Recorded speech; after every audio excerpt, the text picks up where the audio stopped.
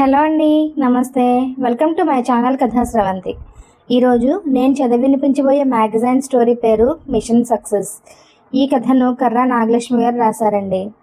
వెళ్ళిన పని ఏమైంది, కాయా పండా? ఫోన్లో వినిపిస్తున్న భర్త ప్రశ్నకు ఏం సమాధానం చెప్పాలో తెలియక మౌనం వహించింది సుజాత. నువ్వు నీళ్లు నములుతూ కూర్చుంటే ఇక్కడ నాకు ఫోన్ బిల్లు వాచిపోతుంది. అసలు అక్కడికి ఎందుకు వెళ్ళావో గుర్తుందా? తొందరగా ఏదో ఒకటి తేల్చి కొంపచేరు, చెయ్యి కాల్చుకోలేక చేస్తున్నాను. కోపంతో మండిపడుతున్న భర్తకి ఏం చెప్పాలో అర్థం కాలేదు.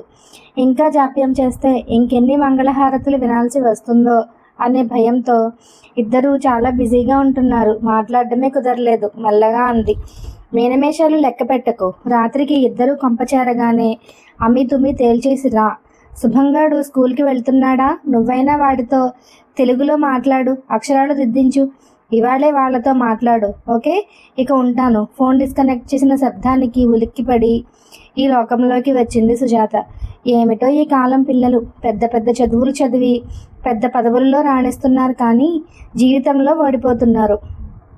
కారణాలు వెతికితే ఏమీ కనిపించటం లేదు. పైగా వారి దగ్గర చూపే ఓర్పు జీవిత భాగస్వామి దగ్గర చూపలేకపోవడం, తాను పట్టిన కుందేలకు మూడే కాళ్ళు అన్నట్లు ప్రవర్తించడం చూస్తే వీళ్ళకి ఇంకా మెచ్యూరిటీ రాలేదనిపిస్తుంది. అసలు వీళ్ళకి ఎప్పటికైనా మెచ్యూరిటీ వస్తుందా? ఇంట్లో వాళ్ళ మాట వినాలని కానీ అర్థం చేసుకోవాలని కానీ తెలీదా? 30 ఏళ్ల మురిపెమైన ఉద్యోగానికి ఇచ్చే ప్రాధాన్యత చెయ్యి జారితే పొందలేని జీవితానికి ఇవ్వటం లేదు. ఎందుచేతనో ఆలోచనలలో 6 నెలల వెనక్కి వెళ్ళింది సుజాత. కొడుకు దగ్గర నుంచి వచ్చిన వాట్సాప్ కాల్ కాళ్ళ కింద చోళ్లు పోసింది. ఒంట్లో నెత్తురు ఆవిరైన భావన నోట్లోంచి మాట రాలేదు. స్పీకర్లోంచి కొడుకు మాటలు విన్న భర్తది అదే పరిస్థితి. ఇదేమిట్రా ఈ నిర్ణయం? ఇద్దరూ ప్రేమించే పెళ్లి చేసుకున్నారు కదా, మరిప్పుడు ఇదేంటిలా? తడబడుతూ ప్రశ్నించింది సుజాత. కొడుకు దగ్గర నుంచి సమాధానం రాకపోయేసరికి, అది కాదురా, ఇదేం బొమ్మల పెళ్లి కాదుగా. కావాలనుకున్నప్పుడు బొమ్మలకు దండలు వేసి, అక్కర్లేదనుకుంటే బొమ్మలు తీసుకెళ్ళిపోవడానికి. పెళ్ళి ముగ్గురి బతుకులు ముడిపడి ఉన్న జీవితం అంది సుజాత. మాకు ఈ డైలాగులు తెలుసు, మేము సినిమాలు చూస్తాం. మాకు చెప్పలేదేం అని అనకుండా ఉండేందుకు ముందుగా నీకు చెప్పామంతే. కొడుకు గొంతులో చిన్నప్పటి మొండితనం వినిపించింది సుజాతకి. ఓహో, మాకు తెలియజేస్తున్నావన్నమాట. సరే, మరి శుభంగాడి గురించి ఏం ఆలోచించారు? మీ అత్తవారికి ఈ విషయం తెలుసా? ఆలోచించడానికి ఏముంది, వర్ష ఇష్టం. తనకు ఎలా కావాలంటే అలా చేసుకొని తన వాళ్ళకి తను చెప్పుకుంటుంది. ఇదేం ప్రపంచంలో పదవింత కాదు. అందరూ చేస్తున్నదే మేము చేస్తున్నాం. Okay, bye. ఎంత సులువుగా చెప్పాడో. ఆ పాటి సమన్వయం ఇద్దరిలో ఏ ఒక్కరికైనా ఉన్నా ఇప్పుడు ఈ పరిస్థితి ఎందుకు వస్తుంది? ఈ కాలం పిల్లలకి అంతా తొందరే. ఏమైనా అంటే డిజిటల్ యుగం, ఫాస్ట్గా లేకపోతే ఎలా అని సమాధానం. ఏమిటే నీ కొడుకు వాగుతున్నాడు? మన ఎంటావంటా ఉందా ఇది? రేపు నలుగురిలో తలెత్తుకు తిరగాలా వద్దా? లవ్వు గివ్వు అని తమిళ పిల్లని తెచ్చి నెత్తిన పెట్టాడు. వద్దురా మనకి ఇలాంటివి అని చెప్పడం పోయి, కాలం మారిందండి, పెళ్ళిళ్ళు వాళ్ళ ఇష్ట ప్రకారమే జరగాలి అని తందాన పాడావు. ఇప్పుడు విడాకులు అంటున్నాడు. వెళ్ళి తాళం వెయ్యి అని కోపంతో ఊగిపోతున్న భర్తని సముదాయించలేక మౌనం వహించింది సుజాత. శాంతంగా ఆలోచించి పరిష్కరించవలసిన సమస్య, కానీ ఇలా అరుచుకుంటే లాభం లేదని తెలిసిన సుజాత ముందుగా వియ్యాల వారితో మాట్లాడి వారి అభిప్రాయం కూడా తెలుసుకుందామని ఫోన్ చేతిలోకి తీసింది. నెంబర్ నొక్కక ముందే వియ్యంకుడి నెంబర్ చూసి ఫ్లాష్ అవుతూ రింగ్ అయింది మొబైల్. ఓ మారు కలిసి మాట్లాడుకుందామని నిర్ణయించుకున్నారు. ఈ లోపున సుజాత కోడలికి ఫోన్ చేసింది. ఎన్నో రకాలుగా అడిగినా, సారీ అత్తమ్మా, రోజు గొడవలు పడుతూ ఎడమొహం పెడమొహంగా ఉండే బదులు విడిపోతేనే మంచిదన్న నిర్ణయానికి వచ్చాం అంటుందే తప్ప మరో మాట లేదు. కొడుకును కదిపితే తనే విడిపోదామంది. అలా అన్న తర్వాత ఇంకేం మిగిలింది? నేను సరే అన్నా అంటాడు తప్ప మరో మాట్లాడటం లేదు. వియ్యంకుడికి 50 ఏళ్లకి లేక పుట్టిన ఒక్కగానొక్క కూతురు. ఈ వయసులో ఇలాంటి వార్త విని ఆరోగ్యాల మీద దెబ్బ కొట్టింది. మనోవ్యాధికి మందేది? ఆరోగ్యరీత్యా కదలలేని పరిస్థితి వాళ్ళది. ఉద్యోగ బాధ్యతలతో కదలలేని పరిస్థితి భర్తది. అయినా ఇలాంటి సున్నితమైన విషయాలలో భర్త తలదోర్చకపోతేనే మేలు అనుకుని 10 ఏళ్లకి వీసా ఉన్న సుజాత 11వ రోజున అమెరికా చేరుకుంది. అప్పటి నుంచి తీరుబాటుగా కూర్చొని పిల్లలతో మాట్లాడాలని చూస్తోంది. పిల్లలు దానికి అవకాశం ఇవ్వకుండా తప్పించుకుంటున్నారు. ఆఖరికి భర్త చెప్పినట్లు 6 నెలలు ఉత్తినే గడిచిపోతాయా? అసలు వాళ్ళు తనని మాట్లాడనిస్తారా? అన్నీ ప్రశ్నలే. సమాధానాలు ఎప్పటికి దొరుకుతాయో? నానమ్మ ఎక్కడున్నావు? నిన్న నువ్వు నేర్పిన మృత్యుంజయ మహామంత్రం నాకు వచ్చేసిందిగా, విను. ప్రాంప్టింగ్ లేకుండా చెప్తే 5 క్రెడిట్స్ వస్తాయిగా. స్కూల్ యూనిఫామ్లో పరిగెత్తుకు వచ్చాడు శుభం. ఉండు, నాన్నకి కిస్ ఇచ్చేసి వస్తా అంటూ తండ్రి గది వైపు పరిగెత్తాడు. వాడికి ఇంగ్లీష్ తప్ప మరే భాష రాదు. అందుకే వాడితో అందరూ ఇంగ్లీష్లోనే మాట్లాడాలి. అమ్మా నాన్నల ముద్దుమురి పాలతో పెరిగిన వాడు వీక్ డేస్లో అమ్మ దగ్గర, వీకెండ్స్లో నాన్న దగ్గర ఉండాలని తెలిస్తే ఏమవుతాడు? వాడి భవిష్యత్తు ఏంటి? తల్లిదండ్రుల ప్రేమకు దూరమైన పిల్లల్లా వాడు సంఘ విద్రోహిగా మారతాడా? తలుచుకుంటేనే దడపుట్టించే ప్రశ్నలు కలవరపరచసాగాయి. ఆలోచనలకు స్వస్తి చెప్పి వాడి ఆటపాటలలో మునిగిపోయింది సుజాత. ఆ సమాధానం దొరికే సమయం అతి తొందరలోనే రాబోతోందని అప్పటికి సుజాతకు తెలీదు. నానమ్మ అంటూ కాళ్లకు చుట్టుకుని వెక్కి వెక్కి రాగాలు పెడుతున్న మనవడిని ఎలా సముదాయించాలో తెలియలేదు సుజాతకి. ఏమైందమ్మా? స్కూల్లో దెబ్బ తగిలిందా? చూపించు, మంత్రం వేసేస్తా. నొప్పి ఉండదు. నో నో, నాకేం కాలే.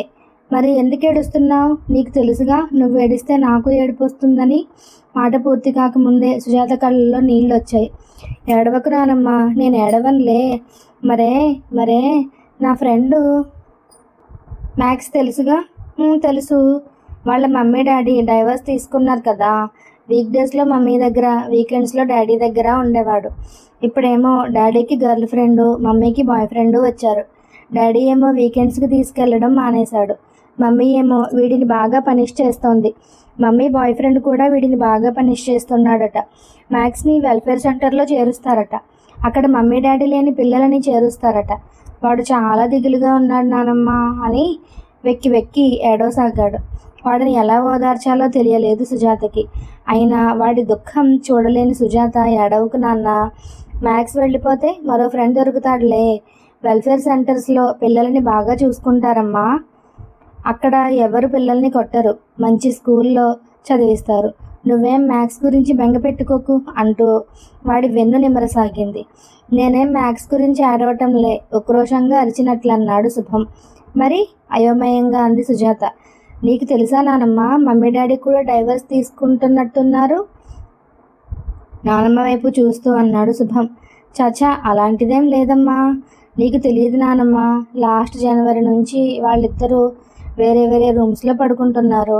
రోజు గట్టిగా అరుచుకుంటున్నారు కూడా. మ్యాక్స్ మమ్మీ డాడీ కూడా డైవర్స్కి ముందు ఇలాగే చేసేవారట. నాకు తెలుసు, వీళ్ళు కూడా డైవర్స్ తీసుకుంటారు బావురమన్నాడు శుభం. మనవడిని నిద్రపూచున్న సుజాతలో ఎన్నో ఆలోచనలు. పసివాడు ఎంత వేదన పడుతున్నాడు. పిల్లాడి బాధ చూస్తూ కూడా తల్లిగా తన కొడుక్కి మంచి చెడు చెప్పకపోతే తన పెద్దతనం ఎందుకు? దొంగలు తోలడానికా? అవును, చెప్పాలి. విని ఆచరిస్తే మంచిదే, లేకపోతే వాళ్ళ కర్మ. నిద్రలో కూడా వెక్కిళ్ళు పెడుతున్న శుభానికి దుప్పటి సరిచేసి హాలులోకి వచ్చింది. నిశ్శబ్దంగా డిన్నర్ చేస్తున్న కొడుకుని, కోడల్ని చూస్తూ నేను మీతో మాట్లాడాలనుకుంటున్నాను అంది సుజాత. మాట్లాడడానికి ఏమీ లేదమ్మా అంటున్న కొడుకుని ఆపి, అదే మీ చదువుకున్న వాళ్లతో ఉన్న సమస్య అంది. మాట్లాడాలనుకుంటే మాట్లాడు, కానీ ఫలితం ఉండదు. మనం చేసే ప్రతి పనిలోనూ లాభం ఉండాలనుకుంటే జీవితం వ్యాపారం అవుతుంది. సినిమా డైలాగ్స్ చెప్తున్నావా అమ్మా? సినిమాలు జీవితాల్లోంచే వస్తాయిరా. ఇన్నేళ్ల మీ ప్రేమ 10 ఏళ్ల మీ వైవాహిక జీవితం ఎలా ఎందుకైంది? నాన్న, ఒక్కసారి ఒకరినొకరు నిందించుకోకుండా ఆలోచించుకోండి. మీరు ఆనందంగా గడిపిన సమయాలు అస్సలు లేవా?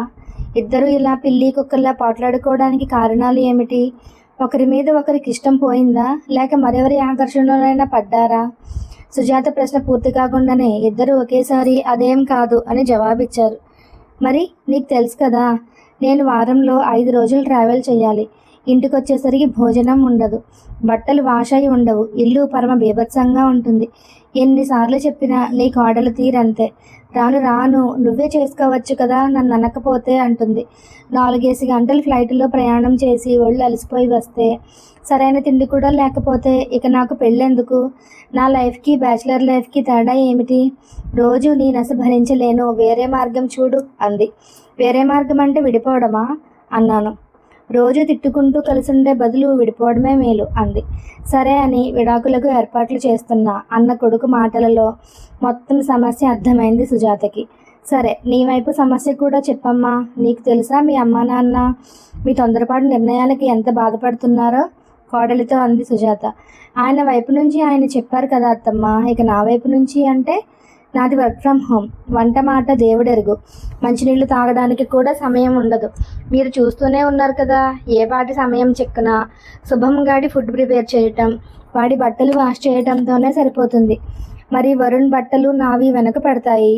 శుభం స్కూలు 40 మైళ్ళ దూరం. రోజు వాటిని దింపాలి తేవాలి అంటే సుమారు 40-80 మైళ్ళ ప్రయాణం. అదీ కాక వాడిని స్విమ్మింగ్కి, సాకర్ క్లాసులకు తీసుకువెళ్ళాలి. వీకెండ్స్లో చిన్మయ మిషన్ క్లాసెస్కి తీసుకువెళ్ళాలి. నాది శరీరమే, నాకు రెస్ట్ కావాలి. నీ బట్టలైనా మిషన్లో వేసుకోవచ్చుగా అంటే నాకు టైం లేదంటాడు. వీక్ డేస్లో ఎలాగూ ట్రావెల్లో ఉంటాడు కాబట్టి కనీసం వీకెండ్ క్లాసుల కన్నా శుభాన్ని వరుణ్ తీసుకువెళితే నాకు బట్టలు వాష్ చేసుకోవడానికి, డిష్ వాషర్ లోడ్ చేసుకోవడానికి వీలవుతుంది కదా. వర్ష తన ఇబ్బందులను చెప్పుకుపోతోంది. నిజమే, సాఫ్ట్వేర్ ఉద్యోగాలలో జీతాలు ఎక్కువ, పని కూడా ఎక్కువే. అమెరికాలో ఉన్న వాళ్ళకైతే పండగ పబ్బాలకు సెలవులు కూడా ఉండవు. పొద్దుట అమెరికా కస్టమర్తో మాట్లాడాలి. పనిచేసేవాడు ఇండియాలో ఉంటాడు కాబట్టి తెల్లవార్లు వాళ్లతో మాట్లాడాలి కాబట్టి వీరికి రాత్రి పగలు కూడా తేడా లేదు. చేసే పనికి అంతు పొంతు కూడా ఉండదు. చిన్నప్పటి నుంచి ఇటు పుల్ల అటు పెట్టకుండా పెరిగిన పిల్లలు పెద్ద చదువులు చదివి పెద్ద కంపెనీలో పెద్ద జీతం అనగానే ఆకాశంలో విహరిస్తారు. వాస్తవంలో పడేసరికి ప్రేమ పెళ్ళో, పెద్దలు కుదిర్చిన పెళ్ళో అయినా ఒకరో ఇద్దరో పిల్లలు కలిగి కష్టాలు మొదలవుతాయి. సరైన నిద్రాహారాలు లేక, పని ఒత్తిడి తట్టుకోలేక వచ్చే చిరాకు ఇంట్లో వారి మీద చూపించటం మొదలు పెడతారు. కానీ ఒత్తిడి తగ్గించుకునే మార్గాలు మాత్రం వెతకరు. విడాకులే వారి సమస్యకి పరిష్కారం అనుకుంటున్నారు. ఆలోచనల్లోంచి బయటపడి తలనొప్పి వస్తే తల నరుక్కుంటామా, బాంబు రాసుకుంటామా? కొడుకును అడిగింది సుజాత. నువ్వు మరీనమ్మా, తల ఎవరైనా నరుక్కుంటారా? మరి మీరు అదే చేస్తున్నారు కదా. ముందు సమస్య ఎక్కడుందో తెలుసుకుని మందు వేయాలి కానీ ఇదేమిట్రా అంటే మేము అనవసరంగా రియాక్ట్ అవుతున్నామనా? మాకు ఆలోచించే శక్తి లేదనా? శక్తి ఉంది కానీ దానిని సరిగ్గా ఉపయోగించుకోలేకపోతున్నారు. నీ ఉద్దేశం సమస్య ఎక్కడ ఉన్నట్లు? అలా అడిగావు, బాగుంది. సమస్య మీ ఉద్యోగాలలో ఉంది. అయితే ఉద్యోగం మానేసి కూర్చోమంటావా? ఆ తొందరే వద్దనేది. సమస్యకి తగిన చర్య తీసుకోవాలి. వంకాయ కూరలు ఉప్పు ఎక్కువైందని నువ్వు తిన్న కంచం తీయలేదని కోడలు కోర్టుకెక్కితే ఎలా? చిన్నవాడైన శుభం చక్కగా తన వాదన విడిపించాడు. వాడి ప్రశ్నలకు మీ దగ్గర సమాధానాలు ఉన్నాయా? నీ చిన్నప్పుడు ఏమిటి ఇప్పటికీను? నాకు మీ నాన్నకు ఏ విషయంలోనూ అభిప్రాయాలు కలవలేదు. అంత మాత్రాన విడిపోయామా? కొన్నిసార్లు ఆయన మాటకు నేను విలువిచ్చి పాటించాను, కొన్నిసార్లు నా మాట చెల్లించుకున్నాను. దేనికైనా పట్టు విడుపు ఉండాలి. సరే, మీరన్నట్టుగానే అభిప్రాయాలు కలవలేదని విడాకులు ఇచ్చేసుకుని మరో భాగస్వామిని వెతుక్కుంటే వారితో అభిప్రాయ భేదాలు రావని గ్యారంటీ ఉందా? అలా జరిగితే మళ్ళీ విడాకుల? శుభం వాడి అభిప్రాయం చెప్పాడు కదా, నేను కొన్ని సలహాలు ఇస్తాను, ఆలోచించండి. నచ్చితే పాటించండి. సరేనా? మేము ఎవరికీ తలవంచం. మమ్మల్ని ఏ బంధాలు కట్టి పడేయలేవు. మేము సర్దుకోలేం. కానీ ఎదుటివారు అన్నింటికీ ఒదిగి ఉండాలి. ఇది మీ అభిప్రాయం. ఇది న్యాయమేనా? ఒకరు ఒక మెట్టు ఎక్కాలి, అవసరమైతే ఒక మెట్టు దిగాలి. మనం మాట్లాడే ప్రతి మాటను ఆచితూచి వాడాలి. కానీ నోరింది కదా అని నోటికొచ్చింది మాట్లాడితే ఎలా? ప్రతి యాక్షన్కి రియాక్షన్ ఉంటుంది అని చిన్నప్పుడు చదువుకున్న పాఠం జీవితాంతం గుర్తుంచుకోవాలి. ఆడకైనా మగకైనా ఇది వర్తిస్తుంది. ఒకటి చెప్పండి, మీ బాసుతో అభిప్రాయ భేదం వస్తే ఏం చేస్తున్నారు? సర్దుకుపోతున్నారా? మాటకు మాట అని దెబ్బలాడుతున్నారా? మాటకు మాట అంటే వెంటనే ఫైరే. కస్టమర్తోనూ ఇంకా జాగ్రత్తగా ఉంటాం. మీ సబార్డినేట్స్తోనూ చాలా జాగ్రత్తగా మంచిగా మాట్లాడి పని చేయించుకుంటారు, అవునా?